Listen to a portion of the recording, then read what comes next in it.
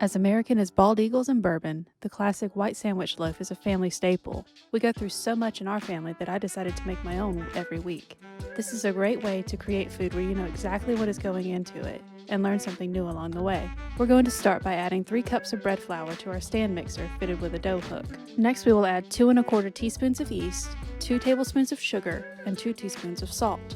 I'm using a spatula to flip the ingredients around and help the hook to mix the ingredients. There are many ways that you can do this step, but this has always worked for me. Once the dry ingredients are combined, we are going to add somewhere between 1 1/4 to 1 1/2 cups of room temperature water while our mixer is on the lowest speed setting. The key is to pour the water in slowly and let it incorporate before adding more.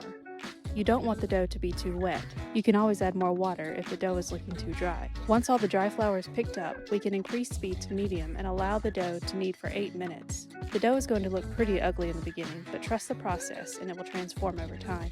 If the dough hook isn't grabbing the dough, carefully use a spatula to force the dough to the bottom of the bowl. After 6 minutes, I decided to check the dough using the window pane test. All I'm doing is stretching the dough out and looking for light through it. In this case, I can see light through it, so it only took 6 minutes today instead of 8.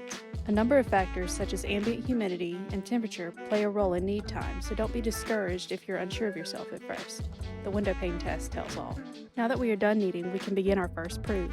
Form your dough into a ball and place into a container sprayed with nonstick cooking spray. Cover the container tightly with plastic wrap and let it rest for 1 1/2 to 2 hours depending on the temperature of your kitchen. A colder kitchen requires a longer proof. A warmer kitchen generates a shorter proof. What you're looking for is for the dough to expand roughly double its original size. It's been an hour and a half, so now we're ready to spray down our loaf pan in preparation for the next proof. We're going to use some bread flour to lightly coat our working surface. As you can see, our bread has expanded nicely. Now we need to gently punch down those air pockets that have formed during the proof. Turn out the dough onto the surface and stretch it into a rectangle. Don't work the bread too hard, just gently coax it into shape. We can now form a tight roll towards us. Take the seam and spend some time pinching it together. If the seam isn't holding together, just keep working at it. It will eventually have no choice but to cooperate.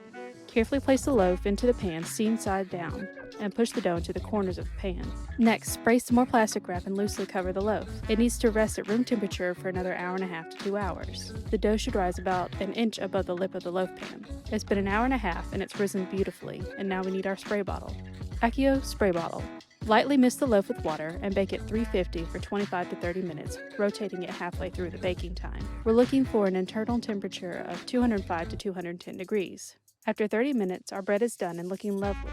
We'll let it rest for 10 minutes in the pan and then turn it out and brush it with a little melted butter.